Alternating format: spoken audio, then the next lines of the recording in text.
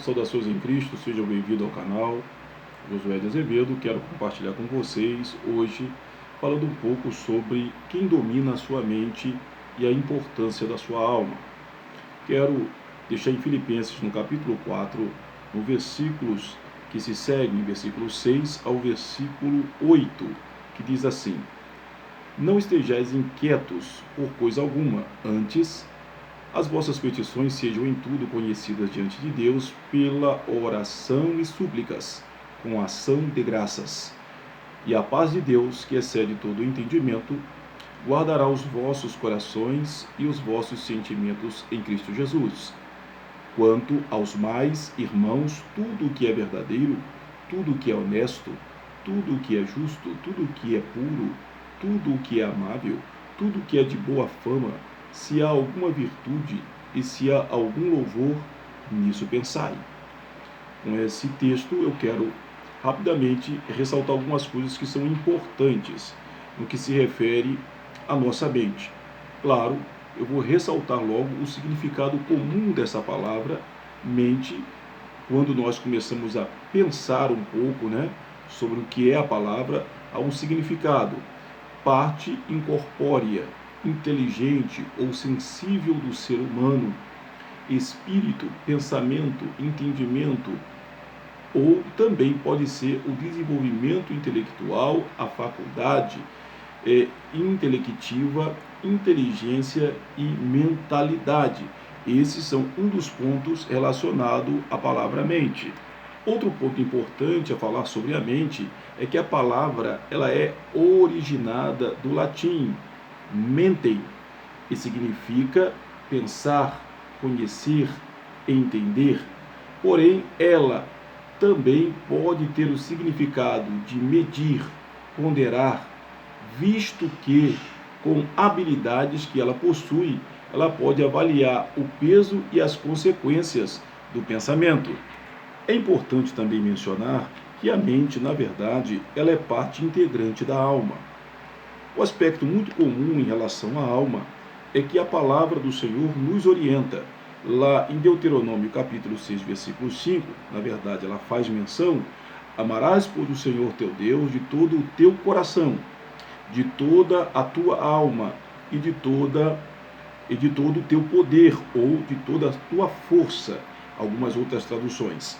É importante observarmos que existem alguns pontos que são debatidos concernente à alma. Por exemplo, as Escrituras falam sobre a tricotomia e algumas questões levantadas a respeito desse assunto. Quero ressaltar para vocês agora dois versículos interessantes. O primeiro versículo que eu vou ressaltar é a carta aos Hebreus, no capítulo 4, no versículo 12. Pois a palavra de Deus é viva e eficaz, e mais afiada que qualquer espada de 2 gumes. Ela penetra até o ponto de dividir a alma e o espírito, juntas e medulas, e julgar os pensamentos e a intenção do coração. O segundo versículo que nós vamos ressaltar aos senhores é a passagem em 1 Tessalonicenses, no capítulo 5, no versículo 23. E o mesmo Deus de paz os santifique em tudo, e todo o vosso espírito e alma e corpo sejam plenamente conservados e irrepreensíveis para a vinda de nosso Senhor Jesus Cristo. Posso ainda destacar as palavras, por exemplo, nós temos no grego e no hebraico. A palavra espírito, por exemplo, no grego a palavra é pneuma. Pneuma. É importante mencionar que já no hebraico a palavra é rua. Alguns dão ênfase na parte final do rei dizendo ruá, mas a expressão está mencionada no hebraísmo. Outro ponto importante que eu quero ressaltar ainda em palavra, a palavra corpo. A palavra corpo é soma no grego, e essa palavra no hebraico, a palavra é guf. Claro que algumas traduções nós encontramos a palavra baçar, mas a palavra baçar é carne, no sentido comum desse termo. Outra coisa importante ser mencionado é a palavra alma, psique no grego, e no hebraico nefesh. É importante mencionar ainda, quando falamos sobre corpo humano, Guf Hadam, que é a expressão corpo humano no hebraico. Bom, isso a título apenas de informação. Quando falamos sobre a alma é aquele princípio inteligente que anima o corpo e usa os sentidos físicos como agentes na exploração do mundo material. Então, a alma, na verdade, ela é o princípio inteligente, e quando nós se referimos a esse espírito inteligente, nós se referimos justamente a aspectos como o intelecto, sentimento e vontade, e vamos estar falando isso daqui a pouquinho. No texto bíblico, há vários significados para a palavra alma nas Escrituras. Toda vez que encontramos a palavra alma nas Escrituras, devemos ter o cuidado de analisar o seu contexto, para não haver erro de interpretação. A alma, como já disse, é aquele princípio inteligente que anima o corpo e usa os significados, ou melhor, usa os sentidos físicos como agente na exploração do mundo material. Podemos defini-la também de modo simples como sendo espiritual e vivente, agindo no mundo físico através do corpo. A alma no sentido de respiração da vida. No hebraico do Antigo Testamento, a palavra nefesh significa especialmente respiração da vida.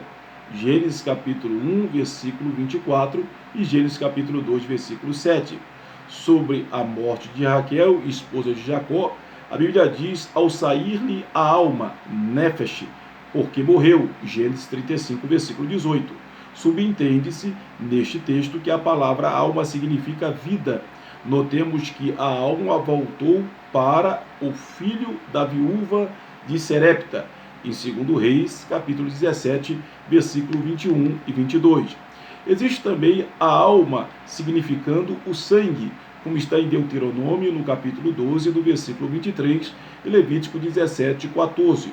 O sangue é a substância da vida física, se ele, nesse caso, não há possibilidade do homem viver. Sem ele não há possibilidade. O sangue é a alma da vida física, tanto para o homem como para os animais. Estou me referindo nesta passagem bíblica. Terceiro ponto, a alma significando a própria pessoa. Vários textos referentes à alma como sendo a própria pessoa. Este é um sentido genérico, pois o corpo é o tabernáculo da alma, que é por ele utilizado para concretizar as suas ações. Em 2 Coríntios capítulo 5, versículo 1, Isaías 38, versículo 2, 2 de Pedro capítulo 1, versículo 13 e 14, Êxodo capítulo 1, versículo 5. No latim, a palavra animus, que significa alma pensante, racional. Cada alma distingue-se da outra, cada indivíduo é uma alma, uma personalidade. Leia Romanos 13, versículo 1. A alma do animal, Eclesiastes capítulo 3, versículo 21. Na criação, nesse caso, quando nós falamos dos animais, os seres inferiores, receberam a alma no sentido meramente de vida física. A alma de um animal irracional cessa de existir quando o animal morre. Não existe um céu para animais, céu dos cachorros ou coisa desse tipo. Quinto ponto importante, a alma significando o coração. A palavra coração aparece na Bíblia como figura da vida inteligente e emocional do ser humano. O seu uso é figurado. Biologicamente, o coração é o órgão pelo qual o sangue é bombeado para todo o corpo. Figuradamente, o coração é o lugar onde se formam os pensamentos e os propósitos bons e maus. Leia em Salmo 14, versículo 1, Mateus capítulo 9, versículo 4, 1 Coríntios capítulo 7, versículo 37 e Romanos 8, versículo 17. Isso é importante para compreendermos à luz das Escrituras. Agora, é interessante, quando eu volto a falar quem domina a sua mente, é importante mencionarmos mais uma vez que o contexto do intelecto, da vontade e do sentimento são a composição da nossa alma. E dentro desse aspecto eu quero ressaltar a importância de nós termos uma mente transformada. A palavra grega no sentido de mudança de mente, de perspectiva, é metanoia. Você mudar esse contexto de pensamento, e é uma das coisas importantes relacionado quem domina a sua mente. Lá em Filipenses 2,5 diz: de sorte que haja em vós o mesmo sentimento que houve também em Cristo Jesus. Ou seja, se referindo sobre a questão de termos a mente de Cristo. Volto a lembrar que o contexto de mente aqui pode estar relacionado com aquilo que pensamos, com a maneira como nós agimos, mas está envolvido na parte interna. É uma parte que envolve o contexto interno. Então eu quero destacar aqui: mente de Cristo, mente de Satanás, mente mundana ou mente carnal. Se nós não tivermos cuidado, nós sofreremos consequência em tudo isso. Há um livro do pastor de saudosa memória, pastor Russell Shedd, que fala sobre o mundo, a carne e o diabo.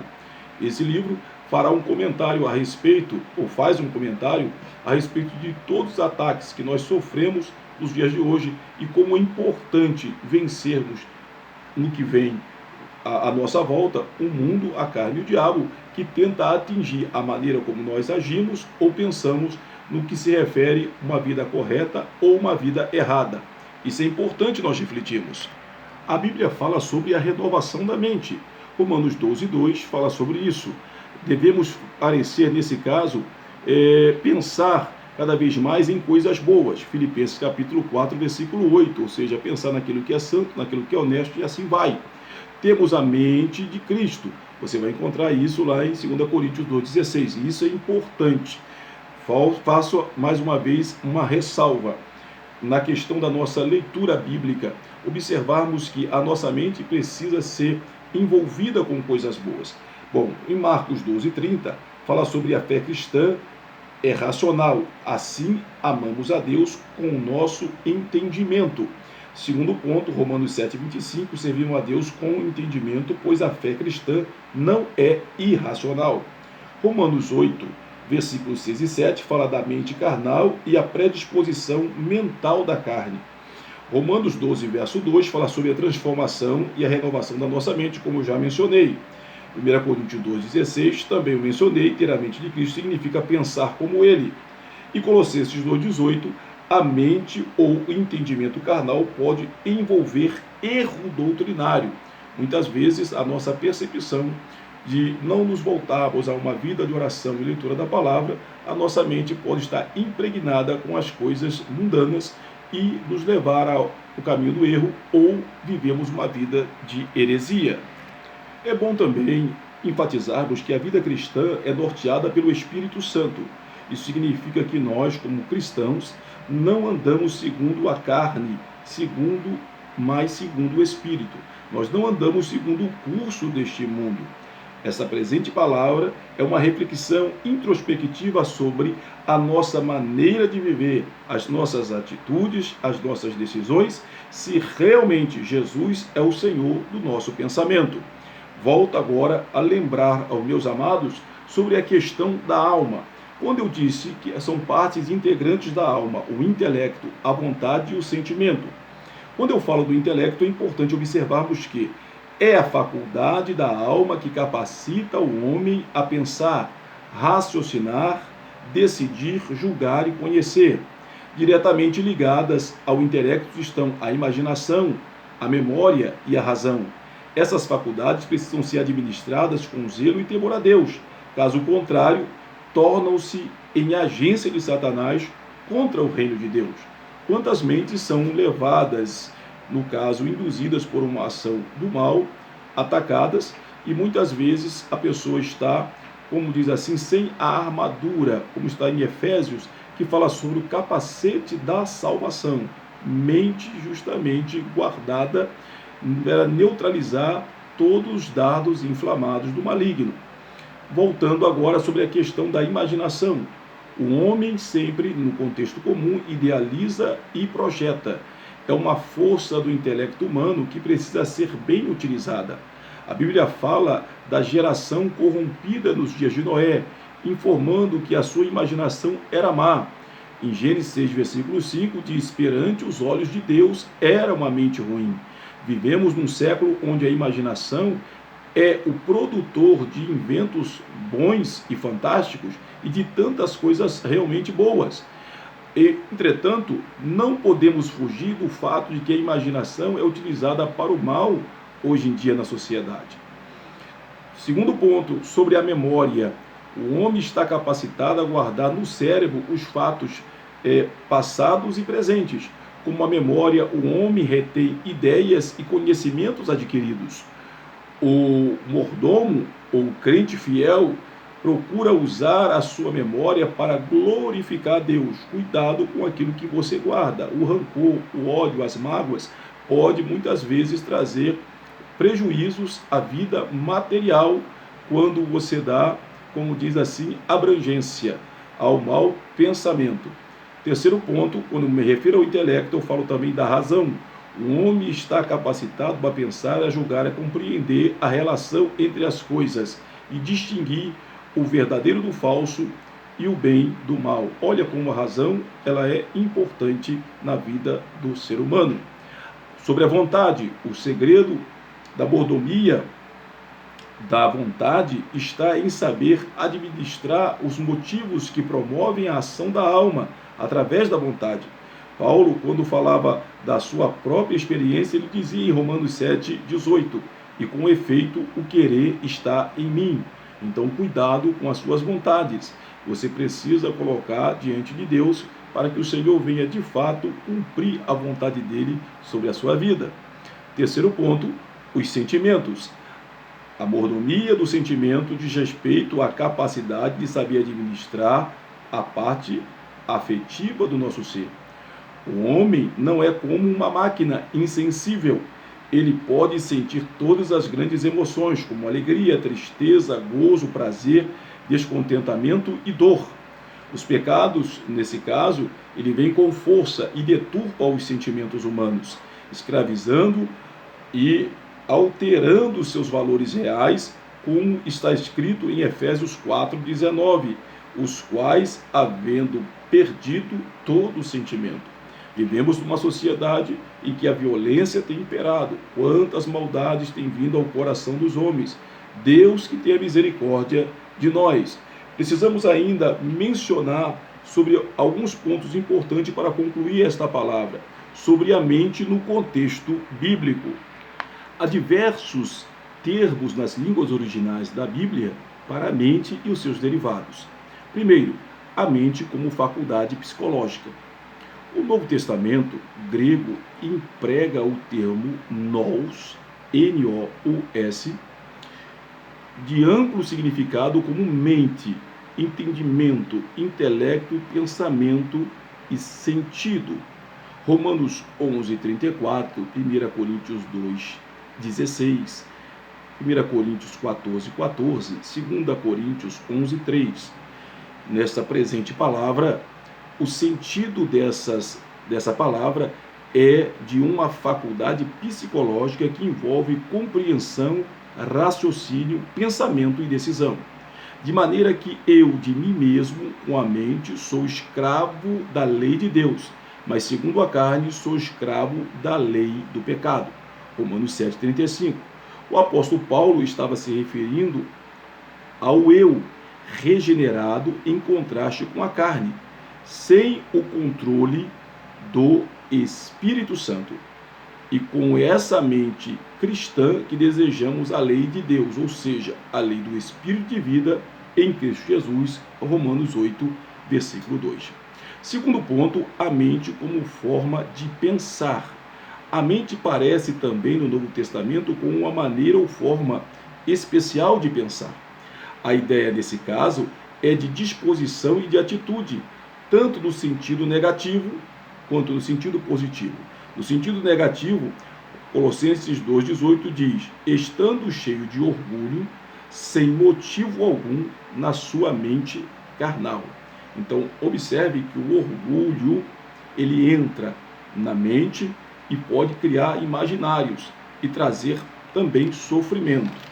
Bom, como questão positiva, lá em 1 de Pedro, no capítulo 4, no versículo 1. Ora, pois já que Cristo padeceu por nós na carne, armai-vos também vós com este mesmo pensamento, que aquele que padeceu na carne já cessou do pecado. Outro ponto importante, quando nós falamos da mente no sentido de espírito, o substantivo grego pneuma, traduzido geralmente por espírito, é usado ainda de forma metafórica, como pode, nesse caso, perceber o modo de ser, atitude e forma de pensar.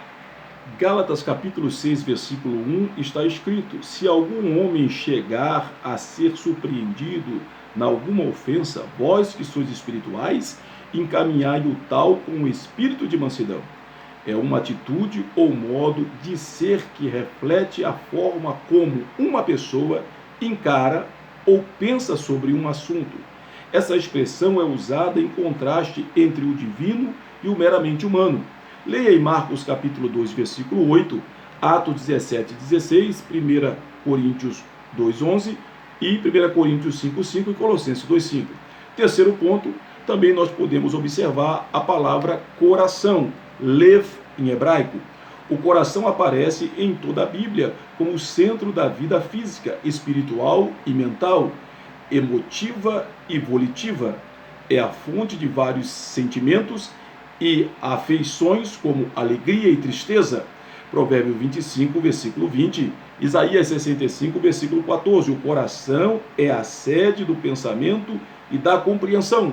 Deuteronômio 29, versículo 4, Provérbios 14, 10. Seu uso metafórico aparece como a fonte causativa da vida psicológica de uma pessoa em seus vários aspectos, mas a ênfase especial nos pensamentos significa o homem interior. Leia Mateus 22, 37, 1 Coríntios 9, 7 e Romanos capítulo 2, versículo. Esse sentido também aparece no Antigo Testamento. Provérbios 4, 23 diz: guarda o teu coração, porque dele procede a saída da vida. Como diz no texto ipsis literis, procedem as saídas da vida. Ou seja, cuidado com o teu coração. E o Senhor Jesus, ele falou a respeito disso. As maldades, a inveja, tudo nasce do coração. Quando também fala sobre isso, fala sobre a mente. Ou seja, quando a minha mente ela é dominada pelas coisas ruins, o meu imaginário é dominado, eu não consigo caminhar e eu consigo atrair coisas que, na verdade, não deveriam estar no meu caminho. Então, cuidado com a sua mente. O nosso comportamento na vida diária, no lar, na igreja, no trabalho, na sociedade, reflete o que há em nosso coração. Quando uma pessoa rouba, mata, quando uma pessoa ela é violenta, a pessoa mente, ela retrata de fato o que está na sua mente ou no seu coração. Isso mostra que por si só, quem domina a nossa mente, ou o que está dominando a nossa mente. Há pontos na fé cristã que são inegociáveis. E quem é dominado pelo Espírito Santo não abre mão da sua fé e nem recebe 1 milímetro sequer de sua fidelidade a Deus. Ou seja, no contexto comum, ele não abre mão de ser fiel ao Senhor. Esse espírito que domina a mente dos crentes fiéis em Cristo Jesus, que são fiéis e que querem agradar a Deus. Quero concluir ainda com esta palavra, baseando alguns pontos importantes sobre a mente de Cristo. A mente de Cristo leva o crente ao sentimento de alegria, não significando que não passará por um momento de tristeza. Leva o crente ao sentimento de gratidão a Deus e leva também o crente a ter paz na sua alma. Que você venha pensar cada vez mais em agradar a Deus, que haja no seu coração o sentimento de ser fiel ao Senhor. Quero terminar também com um ponto importante. Dentro desta palavra, o substantivo mente, sentimento e entendimento pertencem à esfera do intelecto, que permite à pessoa aprender, desejar, pensar e agir. Então a sua alma, ela precisa estar de acordo com a vontade de Deus, o sentimento do Senhor. E quero destacar aos senhores sobre aspecto muito comum dentro desta palavra, que todo pensamento gera um sentimento, que gera um comportamento e que gera uma atitude. Então pense bem, pensamento gera sentimento, que gera comportamento, e nesse comportamento gera ações. Então, muitas vezes as nossas ações, elas se manifestam também já por aquilo que está guardado no coração, na mente, e a pessoa então, ela dá luz a esse sentimento de pecado ou de erro. Mas também podemos ter o sentimento agradável e ter ações agradáveis. Pense nisso. Deus abençoe a sua vida, espero ter contribuído, que você possa estar cada vez mais no centro da vontade de Deus. Deus te abençoe.